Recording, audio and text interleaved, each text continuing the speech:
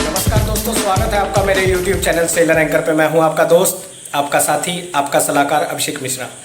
दोस्तों, आज मैं आपको इस वीडियो में बताऊंगा कि जब आप DNS कोर्स कर लेते हो, प्रीसी ट्रेनिंग कर लेते हो, तो एज अ डेक कैडेट क्या क्या काम करना होता है शिप पे।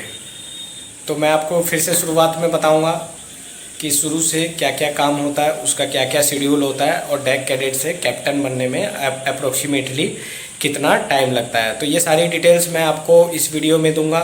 मेरे चैनल का नाम सेलर एंकर है। जिन्होंने मेरे चैनल को सब्सक्राइब नहीं किया वो सब्सक्राइब कर लें, क्योंकि मेरी वीडियो आपको मर्चेंट नेवी से रिलेटेड मिलेगी और ये आपको काफ़ी हेल्पफुल मिलेगी। सो दोस्तों, जैसा कि मैंने पहले भी वीडियोस में बताया आपने कि स्पॉन्सरशिप बहुत ज़रूरी है। लोगों को पता नहीं था कि स्पॉन्सरशिप क्या होता है। मर्चेंट नेवी ज्वाइन करने से पहले, DNS ज्वाइन करने से पहले क्या स्पॉन्सरशिप की भी ज़रूरी है। तो मैं इस तरीके की जागरूकता मैंने काफ़ी लोगों में दिलाई है अबाउट मर्चेंट नेवी। तो दोस्तों, मैं आज आपको बताऊंगा, जब आप प्रीसी ट्रेनिंग के लिए सेलेक्ट हो जाते हो, सब कुछ अच्छा होता है, आप कंपनी से भी स्पॉन्सर्ड हो और आप इंस्टीट्यूट से ट्रेनिंग कर रहे होते हो। उसके बाद जब आप 1 ईयर होते हैं, आपके 6 सेमेस्टर होते हैं। 6 सेमेस्टर में के बाद आपको बीच में थोड़ा गैप मिलता है, फिर 6 सेमेस्टर होते हैं। तो बेसिकली प्रीसी ट्रेनिंग इंस्टीट्यूट में जब आप जाते हो तो वहाँ की लाइफ स्टाइल और शिप की लाइफ स्टाइल में थोड़ा सा डिफरेंस होता है। प्रीसी ट्रेनिंग में क्या होता है, आपने पैसे दिए होते हैं, वहाँ पे आपको ट्रेनिंग कराई जाती है, बेसिक ट्रेनिंग कराई जाती है, आपको एजुकेशन दिया जाता है, आपको पढ़ाया जाता है। बट शिप पे थोड़ा डिफरेंट होता है। तो यहाँ पे मैं प्रीसी ट्रेनिंग का थोड़ा सा आपको ब्रीफ कर दूं, जैसा कि मैंने पहले की वीडियो में भी बताया था। शॉर्टकट में बताता हूँ। मॉर्निंग 6 o'clock एक आपको कॉल मिलेगी। मॉर्निंग 6 o'clock उठते ही एक्सरसाइज करनी होती है। 6 to 6:30 एक्सरसाइज होगी। 6:30 के बाद 7 o'clock तक क्लीन शिप होगी, जिसमें आपको अपनी साफ़ सफाई कैबिन की करनी होती है। नॉर्मल क्लीनिंग, बेडशीट वगैरह ठीक करना होता है। उसके बाद 7 o'clock के बाद आपका जो होगा, आपको तैयार वगैरह होने का टाइम मिलेगा 8 o'clock तक। 8 o'clock ब्रेकफास्ट होगा, या 7:30, अलग अलग इंस्टीट्यूट का अलग है। 7:30 ब्रेकफास्ट होगा, फिर 8 o'clock परेड होगा 8:30 तक, और उसके बाद क्लासेस होती है। बीच में मस्टर्ड होता है, हेड काउंट टेकन होता है कि हर कोई है कि नहीं है, हेड काउंट लिया जाता है, उसमें हर कोई प्रेजेंट है कि नहीं है। उसके बाद फिर आप शिप पे चले जाते हो। जब प्रीसी ट्रेनिंग कर लोगे, आपको सारे डॉक्यूमेंट मिल जाएंगे, CDC passport, all STCW certificates. उसके बाद जब आप शिप पे जाते हो, तो शिप पे अभी क्या है, हर कंपनी का अलग अलग पॉलिसी है। जैसे हमारी कंपनी सेफ्टी के मामले में बहुत अच्छा है। इसमें पहले से एक ईमेल आ जाता है कि कैडेट का ध्यान रखना है, या कोई भी ट्रेनिंग का ध्यान रखना है। शुरू के 15 डेज़ उसको डेक पे जाने नहीं देना है, अनवांटेड, अननेसेसरी। तो सेम ऐसा ही बाकी कंपनीज़ में भी होता है, जो कि ISM के अकॉर्डिंग जब कैडेट फर्स्ट टाइम शिप पे होता है, वो फैमिलराइजेशन नहीं होता है उसका प्रॉपर तरीके से कि शिप क्या है, पोर्ट साइड क्या होता है, स्टारबोर्ड क्या होता है, मंकी आइलैंड क्या है, इंजन रूम क्या है। तो पहले उसको फैमिलराइजेशन में 10-15 डेज़ टाइम लग जाता है। मीन टाइम जब वो अच्छे से फैमिलराइजेशन हो जाता है, तो कैडेट का जो जॉब होता है वो लर्निंग का जॉब होता है। हर रैंक के साथ वो रहेगा।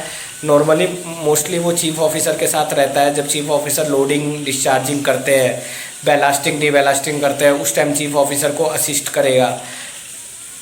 नेविगेशन के टाइम में मॉर्निंग 4 o'clock, वो 4 to 8 जब चीफ ऑफिसर नेविगेशन करने जाते हैं, तो नेविगेशन के टाइम में वो चीफ ऑफिसर के साथ 4 to 8 नेविगेशन टाइम में रहेगा। फिर 8 o'clock to 9 o'clock वो रेस्ट करते हैं, ब्रेकफास्ट वगैरह करके। फिर 9 to 12 चीफ ऑफिसर के साथ जब वो डेक मेंटेनेंस या बाकी जो भी पेपर वर्क है, चीफ ऑफिसर को असिस्ट करता है। 12 to 4 फिर वो रेस्ट करेगा, और फिर इवनिंग 4 to 8 चीफ ऑफिसर के साथ रहेगा। इसके अलावा as a cadet second officer के साथ रह के पैसेज प्लानिंग वगैरह सीखता है, ब्रिज इक्विपमेंट के बारे में सीखता है, रेडियो कम्युनिकेशन की जो इक्विपमेंट होते हैं उनके बारे में सीखता है। बिकॉज वो भी इम्पोर्टेंट है। जब आप GMDSS का एग्ज़ाम देते हो, आपकी जब ट्रेनिंग कंप्लीट हो जाती है, तो आपको दोस्तों ये सब करना होता है। जो रेडियो कम्युनिकेशन में जो डिस्ट्रेस अलर्ट आएगा तो क्या एक्शन लेना है, अर्जेंसी के मैसेज में क्या लेना है, लॉग बुक लिखते समय की लॉग बुक की ट्रेनिंग दी जाती है।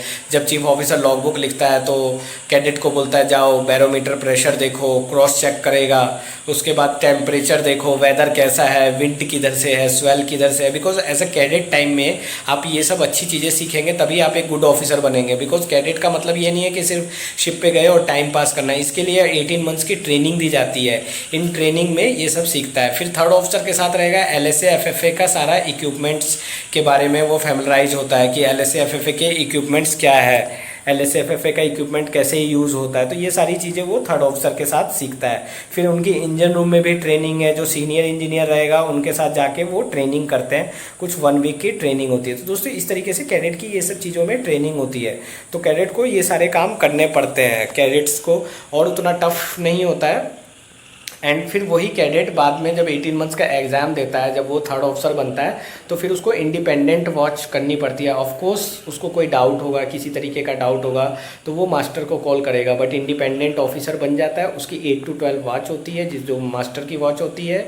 बट समटाइम जैसे सिंगापुर स्ट्रेट या चाइना स्ट्रेट में जाओगे मास्टर अवेलेबल रहता है, बट समटाइम जैसे मास्टर अवेलेबल नहीं है, जहाँ पे ब्रिज मैनिंग लेवल 1 है, वहाँ पे फिर कैडेट थर्ड ऑफिसर को ये सारी चीज़ें देखनी पड़ती है। इसके लिए कैडेट टाइम में जब वो चीफ ऑफिसर के साथ वॉच करते हैं तो सिंसियरली काम को सीखें, नेविगेशन को सीखें, रडार में कैसे टारगेट को एक्वायर किया जाता है, CPA TCPA कैसे चेक किया जाता है, what is CPA, what is TCPA, एक्डिस क्या है, एक्डिस के फंक्शन क्या है, एक्डिस के एरर क्या है, परफॉर्मेंस स्टैंडर्ड क्या है, सेम GPS क्या होता है, GPS के परफॉर्मेंस स्टैंडर्ड क्या होता है, ROR क्या होता है, रूल ऑफ द रोड के कितने पार्ट्स है, कितने रूल है। तो ये सारी चीज़ें कैडेट टाइम में बहुत अच्छे से सीख सकते हैं, बिकॉज कैडेट के बाद ये काफ़ी टफ हो जाता है। तो दोस्तों मैं इस वीडियो में यही बताना चाहता हूँ, जब आप प्रीसी ट्रेनिंग कर लेंगे, प्रीसी ट्रेनिंग करने के बाद अपनी ये कैडेटशिप पे ध्यान दें, अच्छे से पढ़ाई करें। वहाँ पे भी इंस्टीट्यूट में आपको काफ़ी कुछ सिखाया जाता है, वो सारी चीज़ें अच्छे से सीखें। बिकॉज़ अगर आप अच्छे से नहीं सीखेंगे तो आपको बहुत दिक्कत होगी, बाद में जाके काफ़ी प्रॉब्लम का सामना करना पड़ सकता है। और आप लोगों में को कोई भी डाउट होता है, किसी तरीके का डाउट है, मुझे कमेंट बॉक्स में ज़रूर दें। मैं आप लोगों को जैसे ही टाइम मिलेगा रिप्लाई ज़रूर दूँगा। आप लोग मेरे को इंस्टाग्राम में भी मैसेज कर सकते हैं, इंस्टाग्राम की ID भी मेरे डिस्क्रिप्शन में दी हुई है। तो मैं वीडियो को ज़्यादा लंबा नहीं करूँगा दोस्तों, आप अपने थॉट्स ज़रूर दे और मेरे इस चैनल के साथ बने रहिए। मिलता हूँ मैं अपनी नेक्स्ट वीडियो में, तब तक के लिए good bye, take care, good night.